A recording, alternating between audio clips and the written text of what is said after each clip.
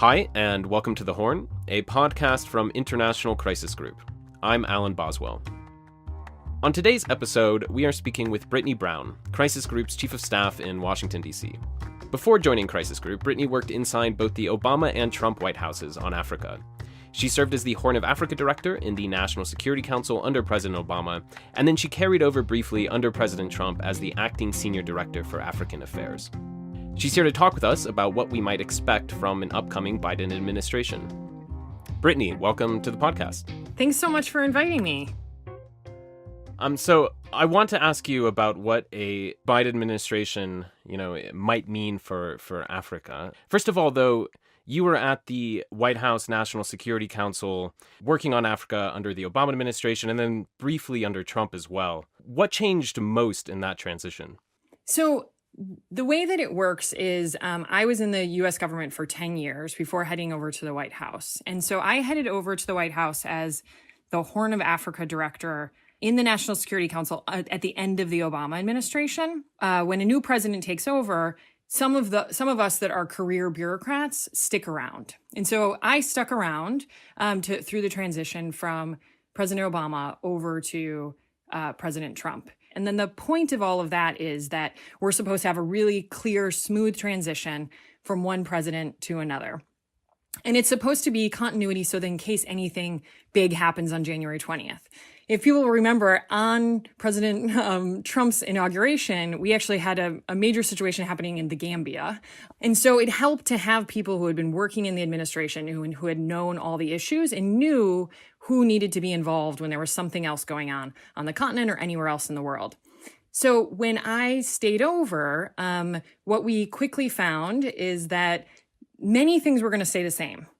But some things were going to change on day one. And two of the things that happened actually on day one of the Trump administration, or in that first week, actually, it's hard to remember the exact day, but that first week was we saw an overturn of aspects of the Dodd-Frank Act, which affected DRC and conflict minerals. And then, of course, everyone will remember the travel bans. So on day one, we suddenly saw a shift. I think we all went into the Trump administration maybe a little bit naively, thinking things weren't really going to change. Typically, things don't change that much from Democrats to Republicans, especially on Africa. You see some small changes, but for the most part, our policy has been relatively consistent, at least over the last 20 years, if not the last 50 years, when it comes to how the U.S. approaches Africa. So what we had then is we had this team under the Trump administration that was mostly bureaucrats, people who had committed as public servants to work for any president. I started under President Bush. I then served under President Obama and then served under President Trump. And so I stayed over there at the White House for around 7 months. And then in September, I went back to USAID, which was my home agency. And can you just unpack for our listeners what that change on the Dodd-Frank Act was and what that came out of, what change of perspective and approach from the Trump administration that represented? Yeah, so there was a lot of people who came in on the Trump's initial team that came from the private sector. And one of the things that was unique about the section of the Dodd-Frank Act that affected conflict minerals was that for I think the first and only time the U.S. government was using a financial service mechanism to hold countries and governments accountable for conflict minerals. And immediately in that first week, we saw a bunch of executive orders that overturned different aspects of this. And in the end, I think, that executive order didn't end up holding up. They weren't able to overturn the executive order. This portion of Dodd-Frank did get turned over with a different mechanism. But the big things on those first days, if people also remember, there was executive orders that were leaked related to extraordinary rendition, opening up of black sites, the reinstituting of practices that are considered to be torture. That first week was filled with a lot of executive orders or draft executive orders that ended up sort of falling apart along the way. I think the ones that we all saw that stuck around were the immigration bans, which of course affected Somalia immediately, and then later on other countries on the continent. Now, so like you said, there's usually a lot of continuity in U.S. approach to Africa, spanning both Democrats and Republican administrations. After this brief period of 7 months in the Trump administration, you then left that job in the White House. How did you start to see the Trump administration start to depart from some of the previous precedents after that, specifically on Africa? Yeah, I think, that first team, because we were all bureaucrats, we saw that first year, I think especially, you saw very little difference between the Obama and the Trump administration. I mean, there were slight changes. Internally, what we were doing was we were looking at all of our regional, continent-wide strategies, our country strategies, and we were trying to apply the direction we were receiving from our leadership, which is, your job over there. It's the president says that we now have an America First policy. What does that mean for Africa? The areas where we did start to see, almost from day one, this departure from the Obama administration was China. Originally, like under the end of the Obama administration, China was viewed as, a complex actor on the continent. That in some cases, China was the enemy. In some cases, China was an ally. And so there was a complex understanding of the relationship with China on the continent. Under the Trump administration, China was viewed very differently. China was viewed as the enemy on the continent, and how do we counter that? And so what we immediately saw is that we had to make a shift on some of our policies that were they had to become a little more adversarial towards China. You also saw that there was less support for institutional strengthening, civil society, human rights. So it was, how do we also make a little bit of a shift so that things were focused on trade and investment? That wasn't anything new. Trade and investment was a massive part of the Obama administration's approach to the continent. But it went from trade and investment being one of many to trade and investment being one of the most important. Do you think there was, in that sense, more of a narrowing of U.S. focus on the continent rather than really much of a shift, maybe besides the China question? Yeah, I think that's a really good point. I think it probably is a narrowing. The thing that is complicated about this is, we all know that, the U.S. government, we're planning 3 years out for budgets and how we're going to prioritize our ambassadorships and staffing. And, it requires such a huge amount of planning in advance. It's hard to make a drastic shift quickly. We'll notice that just now you're really starting to see some of the impacts of the beginning of the Trump administration, because it takes time for these things to fall into place. So I think that you're absolutely right. It was probably just a little bit of a tightening of a focus on trade and investment, China, and doubling down on military solutions for all the different challenges that are facing the continent. Yeah, and we did see a major uptick in drone strikes in Somalia. Was that evident from day one in the Trump administration that they might take a more aggressive approach on that front?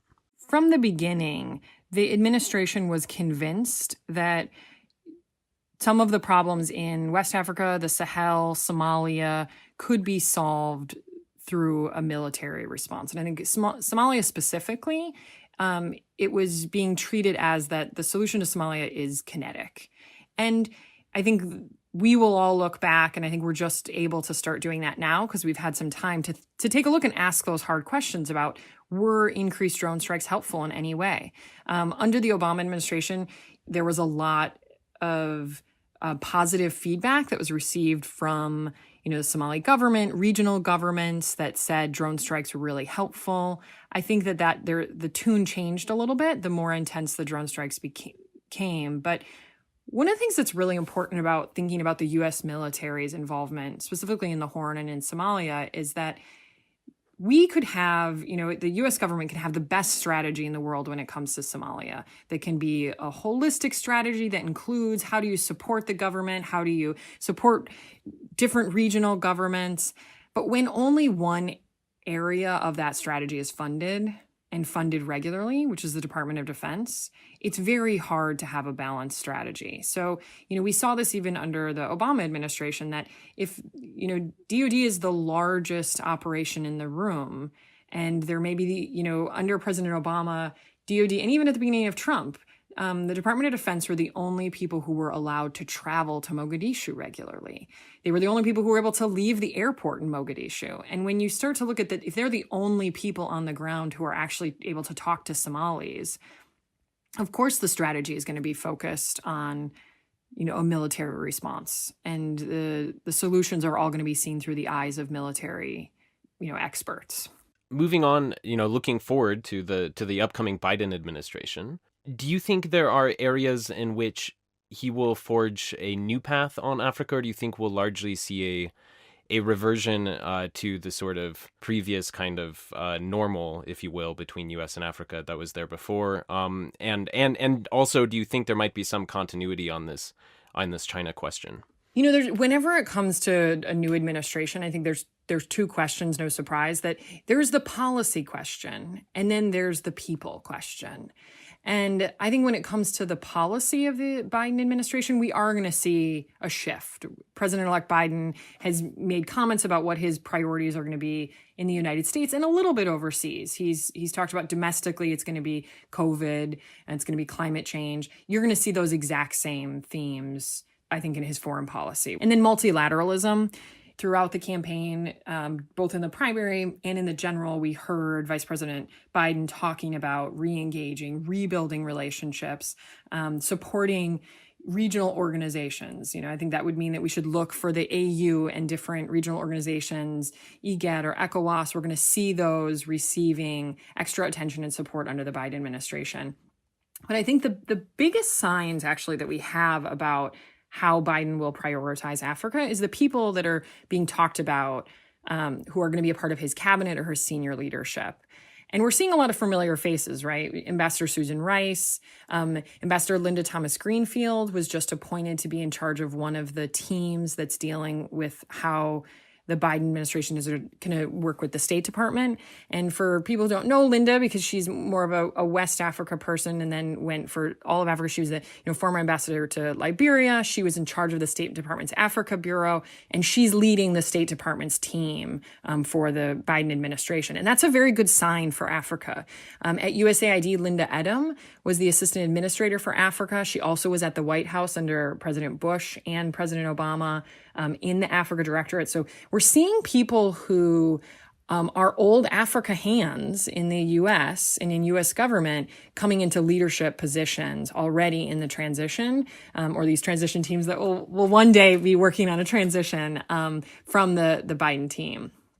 I think one of the other things that I really hope will be a priority for these the new teams coming in is the importance of putting strong ambassadors forward. I'm not sure what the numbers are at right now, but at one point there were 20 U.S. ambassadorships that were empty on the continent. It's astronomical. I mean, it's hard to imagine the U.S. having a strong relationship with any of the 53 countries if there isn't an ambassador sitting there who has the support of the White House and of the president. And so I think one of the priorities of this team has to be the appointment of strong ambassadors. And then to the China question, I think there's a few areas that I'm watching really carefully. I think China is one. I hope that we move to a more complex understanding of China again, because China, hasn't been all bad for the U.S., for the continent. There's a lot of good things that China has done. Like the U.S., it's complicated. It's not always an easy black and white answer. The other things that I'm watching really carefully, of course, human rights. Under the Obama administration, I think one of the things that everyone would reflect on is that at times President Obama was, too forgiving or too kind to authoritarian governments or governments that, had a history or were showing a record of human rights violations. I think the Biden team has probably learned from some of those mistakes. The other piece I'm watching is counter-terrorism. I think that's the piece that's going to be the most fascinating about this new Biden team. Biden has talked throughout the campaign about like a counterterrorism plus strategy, which is pretty much a continuation of the Obama policy of, fighting violent extremism and, terrorist organizations through special forces, through, strike forces, through drones. We should all watch this because President-elect Biden has also talked about ending forever wars, and that includes the war on terror. So we might see a shift in this immediate response to fighting terrorism and fragile states with drones and with a military response. And would you say that's the area, maybe the human rights, doubling down on that, and then maybe a rethink of this counterterrorism approach? You think those might be the areas where we might see Biden diverge most substantially from what was there before, from the Obama administration and previously? That is what I hope. I don't know if I'd say that we're going to actually see a change there. I think we should all watch for it, and I hope that is what we see a change in. It is hard if the U.S. government ends up having a divided system where there's a Republican-controlled Senate, then we're going to see there's going to be some conflict. And the progressive side of the Democratic Party wants to see a shrinking of the Department of Defense's budget, wants to see a change away from this counterterrorism, wants to see a focus on institution building and corruption. I think the Biden team will agree with it, but there's an inertia about the counterterrorism mission that is hard to slow down and hard to stop. Talking more about U.S. strategy, which we've touched on here, I just want to raise, we hear a lot on the continent, a lot of disgruntlement, I would say, from African officials who think the U.S. in many ways, and this predates the Trump administration, although it did probably get worse under the Trump administration, that the U.S. doesn't really view African countries necessarily as very strategic partners in the same way that others, especially China, seems to sometimes. It's almost a sense that the U.S. has more of a negative strategy, in terms of reducing jihadism, reducing deaths, reducing poverty, but less of a clear sense of a positive partnership. What do you think of that characterization, and do you think the U.S. has a sort of clear strategy towards Africa? So when it comes to strategy for the continent, I really struggle with this. And I think that the Biden team is probably struggling with it as well. When we transferred over to the Trump administration and the team, we all sat there and said, okay, what do we want to do as far as a strategy, a Trump administration strategy towards the continent? And we all felt frustrated because how do you have a strategy for 53 countries? How do you have a strategy, for both Nigeria and Djibouti at the same time? What you can do is you can have themes, and that's what we ended up doing. And I think that's what many of my predecessors at the White House had done as well, is that you try and have this theme. As we've talked about, it included things like trade and investment. It included China. It included counterterrorism. Under the Obama administration, that included health and youth and democracy, along with counterterrorism and trade and investment. And then we tried to move down to regions. So under the Trump administration, we tried to come up with these regional strategies. But one of the challenges is you're sitting at the White House with these regional strategies or these, a continental strategy. And then you have individual ambassadors who each have their own view of how they want to do things. And there's not necessarily a competition, but the ambassadors live in their own world. And so when you have the ambassador to Kenya, the ambassador to Ethiopia, the ambassador to Somalia, all having their own view, it is really hard to have a comprehensive strategy around any of the regions or the continent in general. So it is a real challenge. I think the other problem is the U.S. government does have a hard time, and I include myself in this, having a complex view of some African countries. When we compare ourselves to the way the U.S. government treats countries in the Middle East or countries in Asia or even Latin America or Europe, there's a complex relationship. Some things we get along with countries on and some things we don't. It's much more complex. When it comes to the African continent, we've gotten into a very bad habit, either priority country or not, ally or not. Not that it's complex, that, that a country could be both an ally and we could disagree on something. And we're seeing that play out a little bit in Ethiopia. We're seeing that when Abe came in, the U.S. government identified, great, Abe, good. Ethiopia is good. Ethiopia has been in the good category in the U.S. government for a while. And so when it's moved over there, it becomes harder to hold those governments accountable for anything that's going on.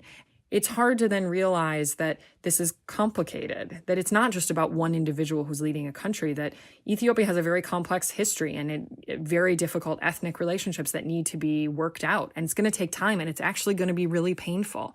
And we can't just immediately put, a leader or a country into a category and say, okay, great, job done, move on.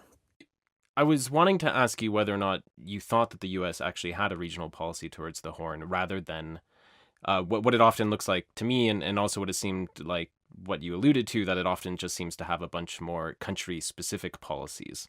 Other powers outside the continent, I think definitely do look at the Horn of Africa, for instance, as a region and sort of approach it like that. I mean, what's the barriers to the U.S., also doing that? What would need to change? The U.S. also has a Great Lakes envoy. It has a Sahel envoy.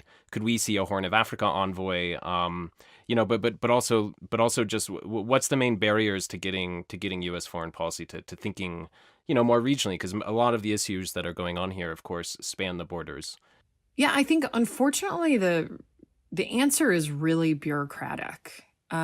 We see that, at USAID, East Africa doesn't include Sudan and South Sudan, but it includes Kenya and Tanzania. You switch over to the Department of Commerce and the borders are different. At State Department, East Africa, maybe doesn't include Tanzania or whatever it might be. And then the Department of Defense is different. So in every one of these U.S. agencies that have a major role in the Horn, the boundaries are different of who's in charge. I remember holding meetings at the White House, and you would need to invite the assistant secretary for the appropriate area. And it was different assistant secretaries. Sometimes you'd had to have two assistant secretaries from one agency. It sounds like an easy thing to fix, but as you can imagine, there's entrenched reasons for why those borders are the way they are in the U.S. government. You mentioned the special envoys. So the special envoys are one way that it can be fixed. I think that this new team that's coming in, they're going to have to ask this really hard question about whether or not special envoys are helpful. And there is a real debate in Washington about whether or not they are.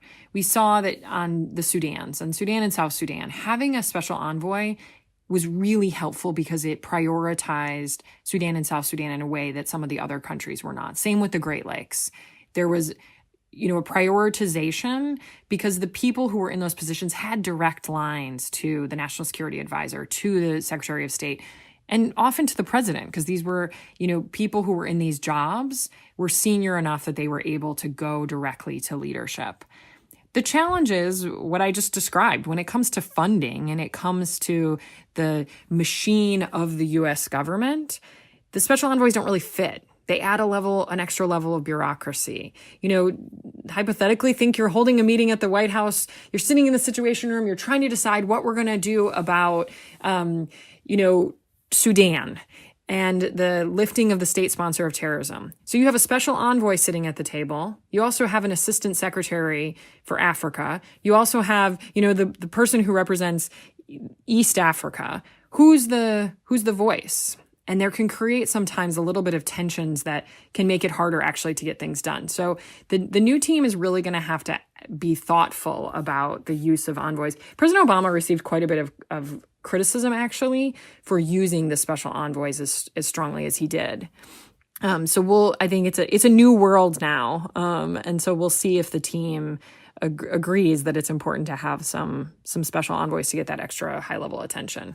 I was going to ask you also about what a Biden approach might be to, it's often called the Red Sea dynamic, with the Gulf countries playing an increasing role in the Horn of Africa and that region being more integrated together. I imagine what you just said with the challenges of integrating, a Horn policy together, it's probably like on steroids, that problem, when it comes to crossing over to an entire another region. You're absolutely right. I think anyone who knows me knows, though, that I am an optimist. I mean, the reason that I'm a part of all of this is because I believe everything we do, we can do better. When the administration switched over from Obama to Trump, and I held these meetings with all of the interagency for all of the countries that we had identified as priorities. The first thing that we did is we sat down and we said, we have a new president who nobody knows what he wants to do on Africa. No one knows what his approach to Ethiopia is going to be. Okay, we have the smartest people in the U.S. government sitting in this room. What do we want to do differently? And I hope that there's a little bit of that in the new team. That the new team comes in and says, we've had a really rough 4 years for diplomacy, for development. What do we want to do as the United States? What do we want our identity to be in the U.S. government? when it comes to our support for the African continent, and when it comes to our partnership. How are we going to become real partners with the continent? Many countries in Africa have demonstrated they're serious players on the world stage, and the United States needs to treat them as such, needs to treat these countries as serious players at the UN, in the multilateral organizations around the world, if we're going to have a successful relationship and a successful partnership. One of the things we've really seen in this Trump administration is that we've seen, a real sort of step backwards, I would say, in terms of or leaning backwards diplomatically. I mean, you mentioned the hollowing out of the ambassadors, but also just in terms of when crises arise, and you were often used to seeing the U.S. sort of jump in as at least one of the main lead actors in the diplomacy. You haven't really seen that, or you've seen it come about, much later than normal. How do you think a Biden administration will approach diplomacy on the continent in terms of peace and security and resolving crises? And I mean, the role of Washington in the world is changing. Do you think they view Washington as sort of the lead dominant actor, or just one power among many? I mean, in what way do you think they view that, how the U.S. should act? I think that's actually one area that's going to be a shock to everybody. The situation that happened with Ethiopia and the GERD and the negotiations around the dam, it's a great example. I think that there are people in the U.S. government who believe we're the top dog everywhere, where the U.S. government is the top dog no matter what region we're talking about. And I think I even found there was a little bit of a shock from some of the new folks who came into the administration when they discovered we actually don't, the U.S. government didn't have a whole lot of leverage in certain parts on the certain areas of the continent. Other areas, of course, right? And I think the Horn is one of those areas where there's so much investment, whether it's from the development side, the military side, even the State Department. We have big embassies in many of the countries in the Horn. We have, the base in Djibouti. We have troops on the ground in Somalia. The Horn is an area where I think the U.S. does feel like they have an oversized role. There has been a little bit of a humbling, though, because although we have been gone, the U.S. government has been gone for these last 4 years in a lot of ways, other organizations, governments, people have stepped in. And I hope that we're paying attention to who that is, that, regional solutions are the ones that work, because no surprise, the people who live in the region are from the region and can support things. Of course, that solution is going to work better than having some outside power come in and tell everyone what to do. But it's going to require the new team, which once again, most of them are old hands. This new team is going to have to be willing to be flexible and think about how the world has changed over the last 4 years. And I think that's the fear of a lot of people. If we see some of these same folks coming in, people are worried that they're just going to revert to that old relationship. I believe that all of these individuals have evolved. They've evolved over the last 4 years and seen what's happened. They're, smart people who are changing their views of how the U.S. can actually be helpful and not harmful on the continent. As a final question, I'm wondering how you think a Biden administration might approach the current crisis in Ethiopia if it's still on the conflict path, that it's currently on. I think there will be a return to what we would have seen under an Obama administration, or maybe just a little bit more normalcy in the pressuring for dialogue. I think you'll see a lot more behind the scenes diplomacy, as we've seen with President Trump. One of his approaches, which has actually, in all honesty, has worked in some places, but a very public foreign policy at all times by President Trump. We'll see a shift to much more quiet, behind closed doors, whispering of, hey, I really think we need to return to dialogue. There needs to be, more discussion, support for regional solutions, pulling in regional leaders to try and, provide support in a way that deflects the conflict or calms things down a little bit. I think, one of the things that's a shocker to everyone is, right, Ethiopia was who the U.S. government always leaned on when we were looking for regional solutions, whether it was Sudan or Somalia or anywhere. It was, okay, let's try and get Ethiopia to jump in. And now it's hard when it's that leader is the one that now needs a little bit of pressuring. But it's a good time for other folks to step up. On that note, thanks, Brittany. Thanks for taking your time on the hot seat and also for that, I think, very honest, very wide-ranging conversation. Thanks, Alan. As always, thanks for supporting The Horn, and we will be back in 2 weeks with another episode. You can follow Crisis Group on Twitter @CrisisGroup or read our reports at www.crisisgroup.org. I'm Alan Boswell, and this episode was produced by Maeve Francis.